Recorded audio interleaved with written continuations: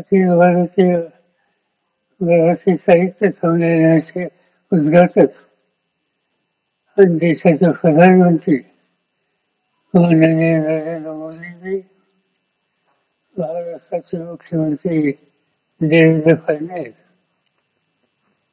महामंडळाचे अध्यक्ष प्राध्यापक उषा सावंत,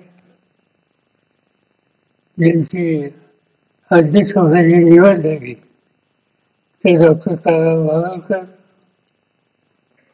राज्य केंद्र सरकारचे आपले प्रतिनिधी श्री प्रताप जाधव, महाराष्ट्राच्या विधान परिषदेचे अध्यक्ष श्री राम शिंदे, संसदेचे माजी अध्यक्ष शिवराज पाटील, देशाचे माजी गृहमंत्री सुशील कुमार शिंदे, या ठिकाणी उपस्थित असलेले संसदेचे सदस्य, अन्य संस्थांचे प्रतिनिधी आणि या संमेलनासाठी जे एकत्र घेतले ते सगळ्यांचे प्रमुख संजय लहान, महामंडळाचे सगळे प्रतिनिधी, साहित्यिक आणि साहित्यिक रसिक बंधू. आज मराठी साधुसंतांची दिंडी दिल्ली राहील आणि याचा मला मनापासूनचा आनंद आहे. मराठी माणूस केवळ नर्मदा पार महाराष्ट्रात नाही तर आपल्या पराक्रमाचा झेंडा अस्तिफार फडकवणारा मराठी माणूस. तो दिल्लीमध्ये दिसतो, हरियाणामध्ये दिसतो, इंदोरमध्ये दिसतो, ग्वालियरमध्ये दिसतो, गुजरातमधल्या अनेक शहरांमधून दिसत असतो. नोकरी कामाच्या निमित्तानं काही लोक देशाच्या कानाकोपऱ्यामध्ये दिसतात. भीमसेनीच्या तत्वांनी जसं यमुनेचं पाणी टाकलं त्याप्रमाणे मराठी साहित्याचा अमृत अनुभव घेण्यासाठी आज पुन्हा एकदा आपण यमुनेच्या तीरावर जमलो याचा मला मनापासूनचा आनंद आहे. अखिल भारतीय मराठी साहित्य संमेलन देशाच्या राजधानीमध्ये दुसऱ्यांदा होते आणि विशेषतः या सारस्वताच्या महामेळाव्याला देशाचे प्रधानमंत्री नरेंद्र मोदी हजर राहिले याचा मला मनापासूनचा आनंद आहे. आजच्या साहित्य संमेलन मराठी भाषिकांच्या दृष्टीनं आनंददायी घटनेच्या पार्श्वभूमीवर संपन्न होत आहे. महाराष्ट्र शासन, महाराष्ट्राचे साहित्यिक, रसिक या सगळ्यांनी एका गोष्टीचा पाठपुरावा केला आणि तो म्हणजे मराठी भाषेला अभिजात भाषेचा दर्जा मिळावा आणि हा दर्जा मिळवून देण्यासाठी माननीय नरेंद्र मोदींनी जी भूमिका बजावली त्याबद्दल समस्त मराठी जनतेच्या वतीनं मी त्यांच्याबद्दलची कृतज्ञता या ठिकाणी व्यक्त करतो. 1954 साली पहिल्यांदा दिल्लीला मराठी साहित्य संमेलन झालं आणि त्यावेळेला देशाचे प्रधानमंत्री जवाहरलाल नेहरू होते. त्यांनी त्याचं उद्घाटन केलं होतं आणि ते संमेलन यशस्वी करण्यासाठी त्या काळाचे महाराष्ट्राचे ज्येष्ठ नेते, स्वातंत्र्य सैनिक आणि केंद्र सरकारचे प्रतिनिधी काकासाहेब गाडगीळ यांचं फार मोठं योगदान होतं. त्याचं स्मरण करणं मी माझं कर्तव्य समजतो. जवाहरलाल नेहरूंनी जसं संमेलनाचं उद्घाटन केलं त्याचीच पुनरावृत्ती होताना 70 वर्षांनी या संमेलनाचं उद्घाटन प्रधानमंत्री नरेंद्र मोदी यांच्या हातून होतोय याचा मला आनंद आहे. एक गोष्ट मी आपल्याला सांगतो की ज्या वेळेला त्यांना निमंत्रण देण्यासाठी मी गेलो तर त्यांनी अक्षरशः एक मिनिट सुद्धा लावला नाही महाराष्ट्राचा हा कानावर हा सोहळा आहे, सारस्वतांचा हा सोहळा आहे. माझी उपस्थिती आहे आणि तुम्ही श्रवणाला येणार आपल्याकडे चंद्रवाणीच्या काठी आचार्यांनी कार्तिकेला जसं लाखो वारकरी भक्तिभाव जमतात त्याच पद्धतीनं साहित्य संमेलनासाठी महाराष्ट्रामध्ये हजारो साहित्य प्रेमी दरवर्षी येत असतात आणि देशाच्या राजधानीत होणारं हे साहित्य संमेलन तुमच्या माझ्या आयुष्याचा एक अत्यंत महत्वाचा प्रसंग आहे. 37व्या साहित्य संमेलनाचे अध्यक्ष महाराष्ट्राला सांस्कृतिक दिशा देणारे मराठी विश्वकोशाकडे तर्कचित्त रक्षण शास्त्री दिवशी होते. आणि त्याच वेळेला त्याचा उल्लेख केला काकासाहेब गांधी हे अध्यक्ष होते आणि ती जबाबदारी माझ्याकडे आली त्याचा मला आनंद आहे. बारामती वाढल्याच्या नंतर मोरोपंत यांचा सन्मान होता आणि त्यांनी त्या ठिकाणी केकावली आणि आर्या ही लिहून साहित्यामध्ये कोठे भर टाकली. त्याच्याबरोबरच अनेकांचा उल्लेख त्या ठिकाणी करता येईल आणि त्या भागात जी जी साहित्य संमेलन अलीकडच्या काळामध्ये झाली सुदैवानं त्याच्यामध्ये सहभागी होण्याची संधी मला मिळाली होती. ते नाशिक असो, भूमान असो, सासवड असो, चिपळूण असो, पिंपरी चिंचवड असो, उदगीर असो, अशा अनेक संमेलनांना माझी उपस्थिती होती आणि त्याचमुळे काही अत्यंत जाणकार लेखकांची आणि साधुसंतांचा सुसंवाद करण्याची संधी व्यक्तिगत माझ्या जीवनामध्ये मला मिळाली. त्याच्यामध्ये गदिमा असतील, पु ल असतील, नागो महानगर असतील, अनेक साहित्यिकांची ऋणानुबंध आणि गाठी जुळून आल्या. मला गुरुस्थानी असलेले यशवंतराव चव्हाण हे एक उत्तम साहित्यिक होते. या सर्वांच्या सहवासामुळे मी स्वतः सुद्धा लिहिता झालो. लोक माझे सांगतील याच्या रूपानं तुम्हा लोकांच्या पुढे व्यक्त झालो. मी सार्वजनिक जीवनाची 30 वर्षापेक्षा अधिक काळ दिल्ली दरबारीमध्ये मराठी आत्महत्या टिकवण्याच्यासाठी जे जे काही करता येईल ते करण्याच्यासाठी माझ्याकडनं मी प्रयत्न केला गेला आणि कदाचित म्हणूनच स्वागताध्यक्षाची जबाबदारी त्यांनी माझ्यासाठी असावी. या संमेलनाचे एक वैशिष्ट्य म्हणजे डॉक्टर तारा मोहाळकर यांची निवड आणि याचा मला आनंद आहे. लोकसाहित्याचे अभ्यासक म्हणून तारा मोहाळकर यांना मराठीच्या निवड असतात. मला आठवत आहे की चिपळूणचं संमेलन होतं आणि त्याच्या उद्घाटनाच्या प्रसंगी माझ्या भाषणामध्ये एक खंत व्यक्त केली की आजकालपर्यंत इतकी संमेलन झाली पण फक्त 4 महिलांना अध्यक्षपदाचा मान मिळाला. मात्र यावेळी एका महिला साहित्यिकाला अध्यक्षपदाचा सन्मान मिळाला. त्याचा मला मनापासून आनंद आहे. मी डॉक्टर तारा मोहाळकर यांचा अभिनंदन करतो आणि त्यांच्या निवडीच्यासाठी अखिल भारतीय साहित्य संमेलनाने महामंडळाला धन्यवाद देतो. दिल्ली आणि महाराष्ट्र यांचं एक नातं आहे. 11व्या शतकामध्ये आनंदगोपाल चौहाननी दिल्लीची स्थापना केली. तेव्हापासून महाराष्ट्र आणि दिल्लीचे राजकीय आणि सांस्कृतिक संबंध निर्माण झाले. 1666 साली पाचव्या औरंगाबादने त्याचा एक वाढदिवस साजरा केला तो अभिजाला. अन्यथा दिल्लीमध्ये केला असता ते शिवछत्रपतींच्या स्वाभिमानी साक्षात्कार इथंच घडला असता. पण त्या घटनेपासून प्रेरणा घेऊन मराठी सैन्य आपला झेंडा हा आजच्या भागात फडकवला.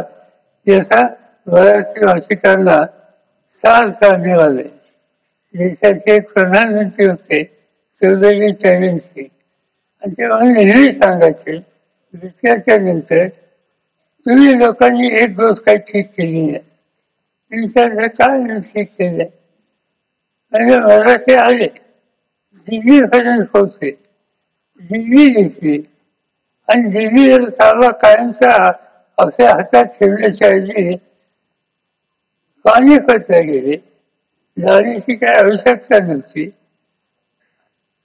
तर वेगळा इतिहास घडला असता. पण झालं ते झालं. तो इतिहास हा आपण काही विसरू शकत नाही. आज मराठी लेखणीनं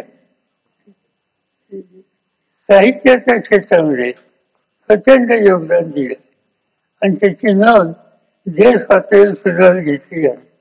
वि. स. खांडेकर, कुसुमाग्रज, विंदा करंदीकर, भारतीय देशवाडे या चार मराठी लेखकांना आजपर्यंत ज्ञानपीठ पुरस्कारानं सन्मानित केलेलं आणि त्याद्वारे मराठी भाषेची पताका ही देशभरात फडकत राहिली. विजय तेंडुलकरांनी कुणाचाही मुलाहिला न ठेवता लेखन केलं. राशीराव कोसळ असो, सखाराम भांडेर असो, त्यांच्या नाटकामुळं काही वेळी त्यांना रोषाला सुद्धा जावं लागलं, पण ते आपल्या भूमिकेत बसून हातली नाही. नामदेव रसाळ, कवी यशवंत मनोहर, नारायण सुर्वे यांच्यासारख्या कवींनी सर्वसामान्यांचा विचार हा सातत्याने मांडला. अण्णाभाऊ साठे यांनी गाव कुठा वर्ष उपेक्षितांचं जगणं मराठी साहित्यात आणलं. त्यांचा साहित्याचा डंका हा रशियापर्यंत पोचला, याचा आनंद आपल्या सगळ्यांना आहे. या साहित्याच्या क्षेत्रामध्ये अनेक भगिनींनी सुद्धा फार उंची भर घातली आणि ती नुसती संख्यात्मक नाही तर गुणात्मक सुद्धा आहे. महानभाऊ संतांनी महात्मा मुक्ताबाई, जनाबाई, कान्होपात्रा यांनी मराठी साहित्य समृद्ध केले. सावित्रीबाई फुले, नंतरच्या काळामध्ये शांता शेळके, इंदिरा संत, अरुणा ढेरे काव्यात मराठी साहित्याला सशक्त करण्याचं काम करण्यामध्ये त्यांचं योगदान होतं. आणि मराठी साहित्य संमेलनाचं अध्यक्षपद स्त्रियांना अधिकाधिक मिळाले तर माझी खात्री आहे की ही परंपरा अधिक मजबूत झाल्याशिवाय राहणार. साधारणतः साहित्य संमेलन घडल्याच्या नंतर महाराष्ट्रात एका गोष्टीची चर्चा सुरू होते, राजकारण्यांचा इथं काय संबंध, आणि त्या संबंधीचं लिखाण हे गेले काही दिवस चालतं. यंदा काही अजून झाले नाही, काही झालं मला माहिती नाही, मी वार्ताने बघतोय, पण कुणी याच्या हल्ली लिहिला. खरं म्हणजे तर राजकीय नेते आणि संमेलन यांचाही काही संबंध आहे. माझं स्वच्छ मत आहे की राजकीय नेत्यांनी संमेलन मंचावर यावर काही येऊ नये. या संबंधीचा वाद दरवर्षी कशाला करायचा.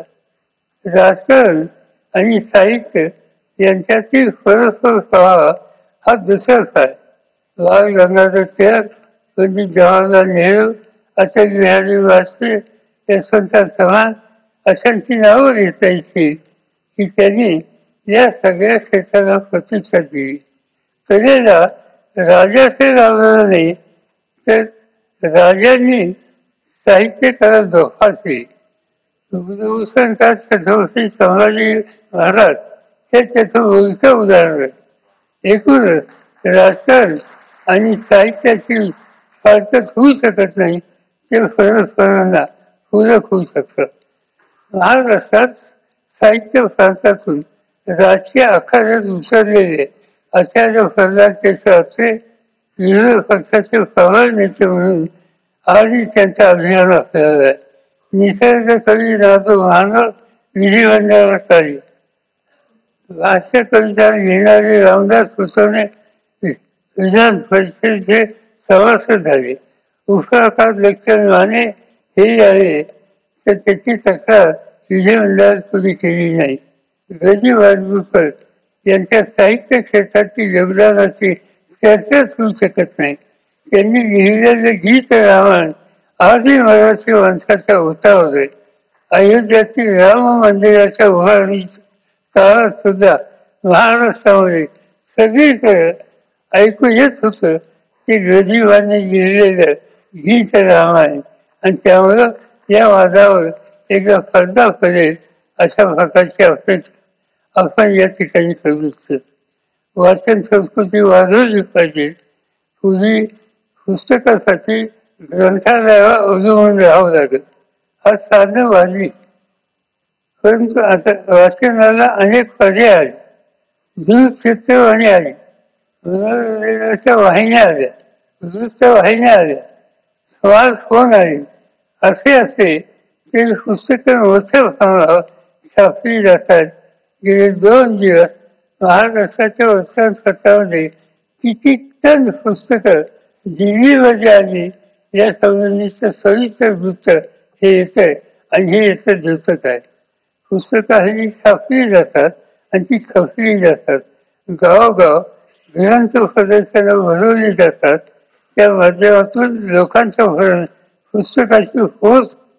तरी सुद्धा नव्या पिढीला पुस्तकाची बांधून कसं ठेवता येईल याची काळजी घेण्याची गरज आहे. काळ झपाट्याने बदलतोय. सध्या समाजाच्या एकात्मतेची नीळ त्यामुळे उत्सव चालल्याचे चित्र दिसते. समाज अत्यंत कठीण आणि नाजूक स्थितीतून जातोय आणि त्याच्यामध्ये साहित्यिकांची जबाबदारी वाढली. लहान व पंत असो, वारकरी परंपरा असो, याचं भान ठेवून महात्मा फुले, डॉक्टर बाबासाहेब आंबेडकर, विठ्ठलरावजी शिंदे, न्यायमूर्ती रावलेले कर्वे, आगरकर वगैरे सुधाकरांच्या वाचेनं समाजाला नेण्याचा प्रयत्न केला पाहिजे. शेवटचा एकच मुद्दा मी मांडू इच्छितो आणि तो म्हणजे मराठी भाषेचं विशुद्धीकरण. काळाच्या ओघात भाषेवर वेगवेगळे संस्कार होतात, परंतु या प्रक्रियेत असे दिसून आले की काही चांगल्या शब्दावर वाईट संस्कार होतात.